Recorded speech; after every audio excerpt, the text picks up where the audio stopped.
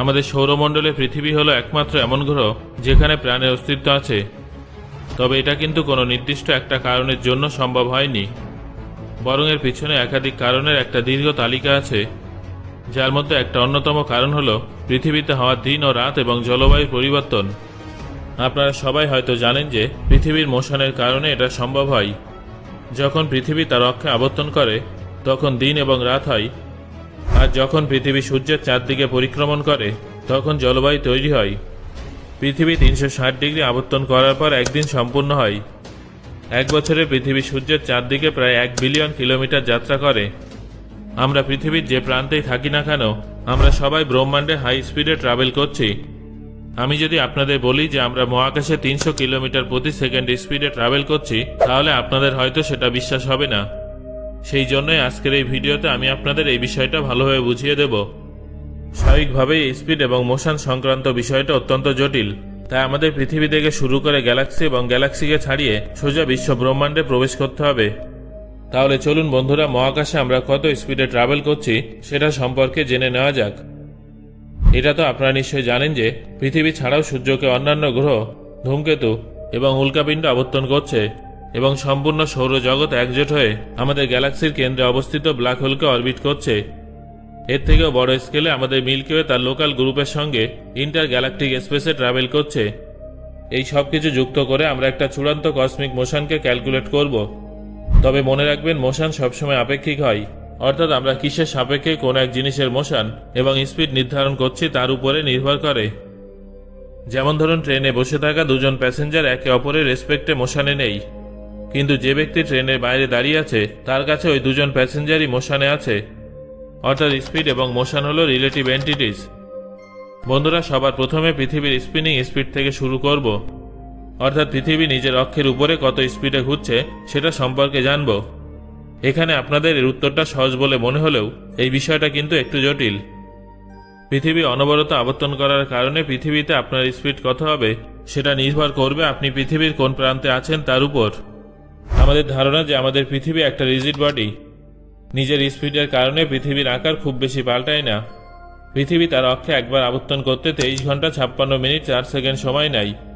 পৃথিবীর গড় ব্যাসার্ধ 6371 কিলোমিটার। তবে এটা গড় ব্যাসার্ধ। পৃথিবীর বিভিন্ন প্রান্তে পাহাড়, খাদ এবং আরও অনেক কিছু আছে। তবে যেহেতু পৃথিবী ঘূর্ণায়মান, তাই পৃথিবীর বিষুবরেখায় ভীষণ বড় একটা বাল্জ আছে। পৃথিবীর যথাযথ ব্যাসার্ধের কথা বললে, পৃথিবীর নিরক্ষরেখায় উপস্থিত একটা আগ্নেয়গিরি মাউন্ট চিম্বোরাজের কেন্দ্র থেকে সবথেকে দূরে, মানে 6384 কিলোমিটার দূরে আছে। অন্যদিকে দক্ষিণ মেরু 6356 কিলোমিটার দূরে, মানে সবথেকে কম দূরত্বে আছে। তাই বলা হয় যে পৃথিবীর মেরুর দিকে কিছুটা চ্যাপ্টা, আর সেই জন্যই পৃথিবীর নিরক্ষরেখায় পৃথিবীর স্পিড সবথেকে বেশি। সেটা হলো 1676 কিলোমিটার প্রতি ঘন্টায়। আমরা যত মেরুর দিকে এগিয়ে যাব স্পিড তত কমতে থাকবে। যেমন 45 ডিগ্রি অক্ষরেখায় এই স্পিড প্রতি ঘন্টায় 1183 কিলোমিটার হয়ে যাবে, যেটা মেরু বিন্দুতে পৌঁছে শূন্য হয়ে যাবে। পৃথিবীর ভৌগোলিক মেরুতে সবকিছু রোটেট হয়ে যায়, কোনো কিছু ডিস্টেন্স ট্রাভেল করে না। পৃথিবীর ঘূর্ণনের কারণে আমাদের স্পিড পৃথিবীতে আমাদের অবস্থানের উপরে নির্ভর করে, যেখানে সর্বোচ্চ স্পিড প্রতি ঘন্টায় 1676 কিলোমিটার এবং সর্বনিম্ন স্পিড হয় 0। বন্ধুরা, তাহলে চলুন এবার জেনে নেওয়া যাক যে পৃথিবী সূর্যের চারদিকে কত দ্রুত মুভ করছে। সবার প্রথমে পৃথিবী রোটেশনের দ্রুততম স্পিডের কথা বলবো, যেটা হলো প্রতি ঘন্টায় 1676 কিলোমিটার। তবে পৃথিবী যে স্পিডে সূর্যের চারদিকে আবর্তন করে সেই স্পিডের সামনে এটা কিছুই না। পৃথিবী সূর্য থেকে প্রায় 15 কোটি কিলোমিটার দূরে থেকে অরবিট করে। পৃথিবীর এই অরবিটে স্থিতিশীল থাকার জন্য প্রতি সেকেন্ডে 30 কিলোমিটার স্পিডে ট্রাভেল করতে হবে। তবে আমাদের পৃথিবী সারা বছর জুড়ে সূর্যের চারদিকে ভিন্ন ভিন্ন স্পিডে পরিক্রমণ করে। পৃথিবী যখন সূর্যের সবথেকে কাছে থাকে তখন পৃথিবী সবথেকে দ্রুত প্রতি সেকেন্ডে 30.29 কিলোমিটার স্পিডে মুভ করে। সূর্য থেকে দূরে সরে গেলে পৃথিবীর স্পিড প্রায় 3% কমে যায়। তখন পৃথিবী প্রতি সেকেন্ডে 29.29 কিলোমিটার স্পিডে ট্রাভেল করে।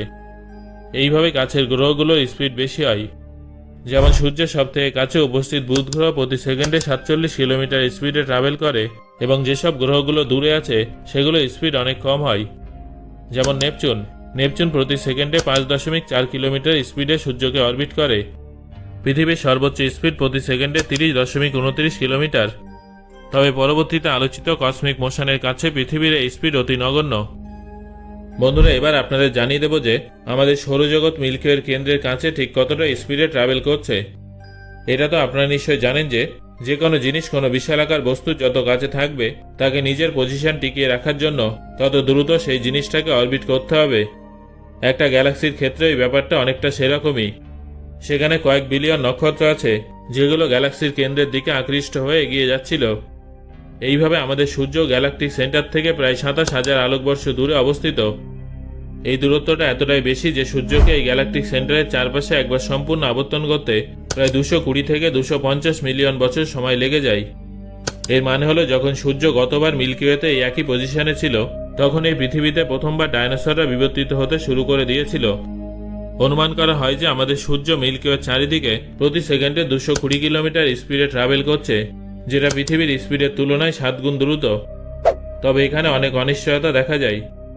যেমন আমাদের সৌরজগৎ বিশাল বড়, অন্যদিকে মিল্কি ওয়েতে একটা গ্যালাক্সি, তাই সমস্ত জায়গার যথাযথ মোশন ট্রেস করা আমাদের পক্ষে সম্ভব নয়, কারণ এখানে সবকিছু চলমান।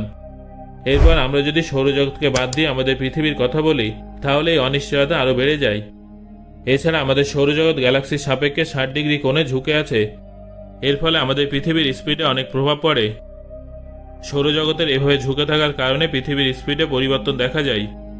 যখন পৃথিবী সৌরজগতের মুভমেন্টের দিকে মুভ করে তখন এর স্পিড বেড়ে প্রতি সেকেন্ডে 237 কিলোমিটার হয়ে যায় এবং উল্টো দিকে গেলে এটা 208 কিলোমিটার স্পিড হয়ে যায়। এইভাবে অভিমুখের পার্থক্য আমাদের পৃথিবীর স্পিডের উপরে প্রভাব ফেলে। এখানে সৌরজগতের মোশনের কারণে আমাদের পৃথিবীর স্পিড সর্বোচ্চ 237 কিলোমিটার প্রতি সেকেন্ড স্পিডে পৌঁছে যায়। বন্ধুরা, এবার আমাদের নিজস্ব মিল্কি ওয়ে গ্যালাক্সির কথা বলবো, যে তার লোকাল গ্রুপের ভিতরে ট্রাভেল করছে। দুটো বস্তু যত বেশি বড় হয় তাদের গ্র্যাভিটেশনাল অ্যাট্রাকশনও তত বেশি হয়। এই ম্যাসিভ ইনফ্লুয়েন্স এই কসমিক স্কেলেও আমাদের ফাস্ট স্পিড অর্জন করতে সাহায্য করে। আমাদের লোকাল গ্রুপে ছোট বড় মিলিয়ে মোট 60খানা গ্যালাক্সি আছে, যার মধ্যে অ্যান্ড্রোমিডা গ্যালাক্সি সবথেকে বড়। দ্বিতীয় স্থানে আছে আমাদের Milky Way galaxy. Andromeda galaxy Milky ওয়ের তুলনায় 25 লক্ষ আলোকবর্ষ দূরে আছে এবং মিল্কি ওয়ের তুলনায় প্রায় দ্বিগুণ ভারী। এত দূরত্ব এবং বিশাল আকারের কারণে অ্যান্ড্রোমিডা গ্যালাক্সি সময়ের সাথে সাথে কীভাবে নিজের পজিশন পাল্টায় সেটা জানা খুবই কঠিন ব্যাপার হয়ে দাঁড়ায়, যার ফলে এর স্পিড সম্পর্কেও সঠিকভাবে জানা যায় না। কিন্তু তার স্পেকট্রাল লাইনে কসমিক ব্লু শিফটের স্টাডির মাধ্যমে বিজ্ঞানীদের পর্যবেক্ষণ অনুযায়ী অ্যান্ড্রোমিডা সূর্যের দিকে 301 কিলোমিটার প্রতি সেকেন্ড স্পিডে ট্রাভেল করছে। অন্যদিকে আমরা যখন মিল্কি ওয়েতে আমাদের ডাইরেকশনের দিকে তাকাই তখন সেই হিসেবে অ্যান্ড্রোমিডা আমাদের গ্যালাক্সির দিকে প্রতি সেকেন্ডে প্রায় 109 কিলোমিটার স্পিডে ট্রাভেল করছে। বন্ধুরা, এবার আপনাদের জানিয়ে দেব যে ইন্টার গ্যালাক্টিক স্পেসে আমাদের লোকাল গ্রুপ কিভাবে ট্রাভেল করছে। এই পর্যায়ে এসে সবকিছু অত্যন্ত অদ্ভুত হয়ে যায়। এখানে গ্যালাক্সি গ্রুপ, ক্লাস্টার, সুপার ক্লাস্টারের গ্রুপ এই ব্রহ্মাণ্ডকে শেপ করেছে। মহাকাশের যেসব এলাকা অনেক ঘন সেগুলো আমাদেরকে তার অত্যাধিক মাধ্যাকর্ষণের সাহায্যে নিজের দিকে আকৃষ্ট করে, আর যে সমস্ত এলাকা খালি আছে সেটা আমাদের লোকাল গ্রুপকে বিকর্ষণ করে। একদিকে ভার্গো সুপার ক্লাস্টার আমাদের নিজেদের দিকে তার মারাত্মক মাধ্যাকর্ষণের সাহায্যে টানছে, অন্যদিকে মহাকাশে উপস্থিত শূন্য এলাকা আমাদের ভার্গো সুপার ক্লাস্টারের দিকে পুশ করছে। এই স্পিডটা সত্যিই মারাত্মক। প্রতি সেকেন্ডে প্রায় 300 কিলোমিটার স্পিডে আমাদের আকৃষ্ট করছে। অন্যদিকে প্রতি সেকেন্ডে 300 কিলোমিটার স্পিডে আমাদের মহাকাশের ফাঁকা এলাকা বিকর্ষণ করছে, যার ফলে আমাদের লোকাল গ্রুপ প্রতি সেকেন্ডে 600 কিলোমিটার স্পিড পাচ্ছে। তবে আমরা যদি একটা নির্দিষ্ট দিকের কথা বলি তাহলে আমাদের সম্পূর্ণ মোশন লিও কনস্টেলেশনের দিকে আছে। আমরা প্রতি সেকেন্ডে 368 কিলোমিটার স্পিডে লিও কনস্টেলেশনের দিকে ট্রাভেল করছি। এখানে একটা বিষয় আপনাদের জানিয়ে দেব, সেটা হলো মোশন কিন্তু আপেক্ষিক হয়। আমাদের যদি মহাকাশে নিজেদের স্পিড সম্পর্কে জানতে হয় তাহলে আমাদের এটাও জানতে হবে যে সেই স্পিডটা কার সাপেক্ষে হবে। এখানে আমাদের ফ্রেম অফ রেফারেন্স পরিবর্তনশীল। এই ব্রহ্মাণ্ডে কোনো কিছু স্থির নয়। এখানে ছোট থেকে বড় স্কেলে সবকিছুই মুভ করছে, তাই আমাদের সীমানা বর্তমানে এত পর্যন্তই আছে। ব্রহ্মাণ্ড আরও কত বিস্তৃত এবং আমাদের স্পিড কতদূর পৌঁছাতে পারে, এই স্পিড আদৌ সত্যি না মিথ্যা সেটা কারোর পক্ষে নিশ্চিতভাবে বলা সম্ভব নয়। সো বন্ধুরা, এই ভিডিও থেকে আপনি কোন কোন বিষয়গুলো নতুনভাবে জানলেন সেটা অবশ্যই আমাকে কমেন্ট করে জানান। ধন্যবাদ।